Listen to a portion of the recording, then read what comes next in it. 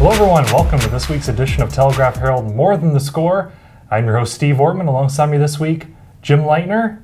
And yes, Jim, I have dressed up for the occasion only because we're shooting this on the weekend. We're so busy this week. We're shooting it on the weekend, and apparently my t-shirt underneath was not acceptable. Is that right? New England Patriots throwback t-shirt is never acceptable under any circumstances. We do have a dress code here. Yes. Steve-O violates it all the time, bringing in that Patriots gear. Yes. 6 championships. Yeah, sorry. Getting a little cold here at the end of the spring. Anyway, let's get right to it. Western Dubuque's Calvin Harris receives a prestigious honor this past week. He did. He was actually named the Gatorade High School Baseball Player of the Year for the state of Iowa. Which is a neat thing. He won it basically. Iowa plays baseball in the summertime. Everybody else in the country plays it during the spring. Isn't that just kind of mind-boggling for a second? I love it. It's awesome. I love it. I mean, we get to see great baseball in the summertime.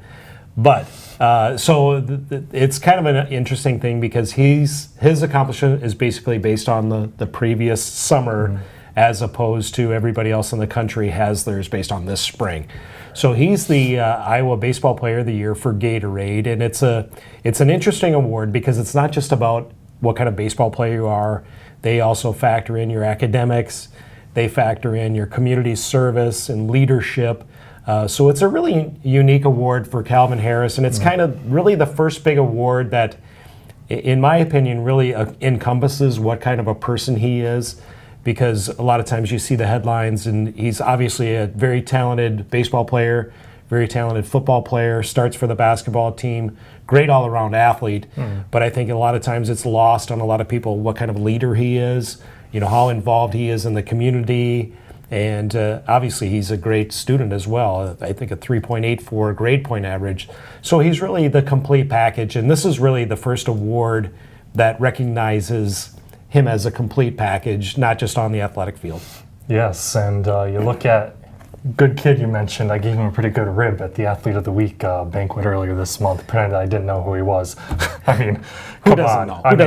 Player of the Year in baseball and football. But now you look at Western Dubuque as a whole, just kind of that culture has really led to some success. It really has, and you look at, it goes back 5 or 6 years ago, Spencer Haldeman, who's actually Calvin Harris's cousin, won the Gatorade Boys Basketball Player of the Year. Now he's obviously at the University of Northern Iowa heading into his senior season of basketball.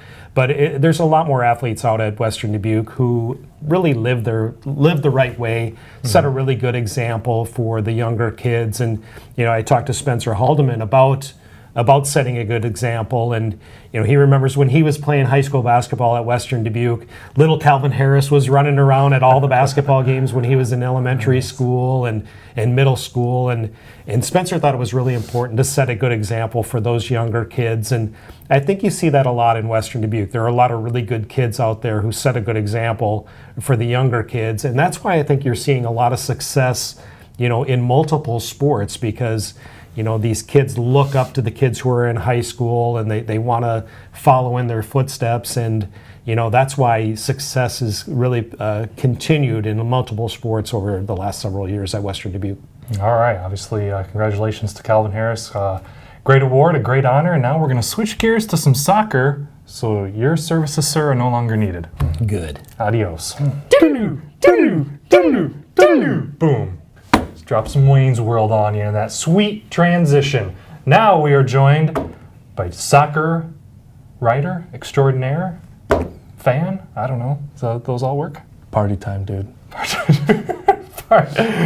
right, that's beautiful. All right, so we're talking soccer, and we are talking Dubuque Wahlert boys going back to state.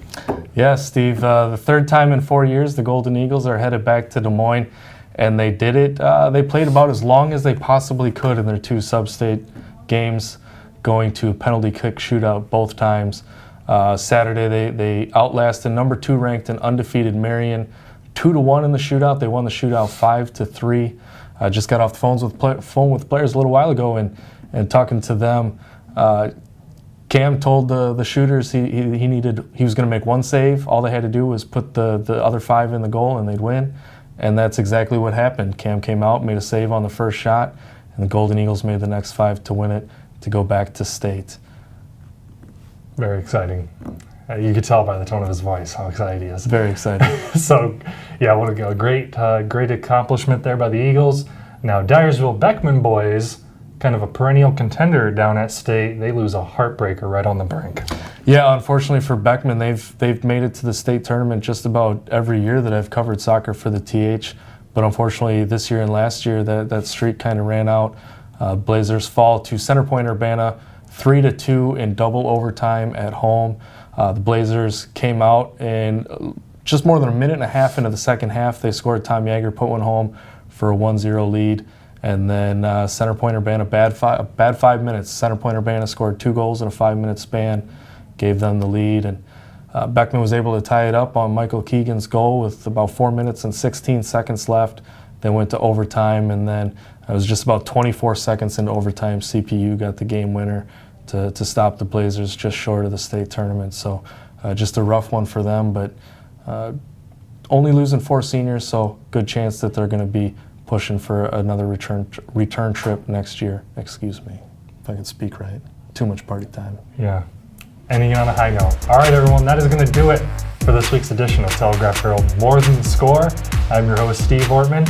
For Tim O'Neill, we will see you next week.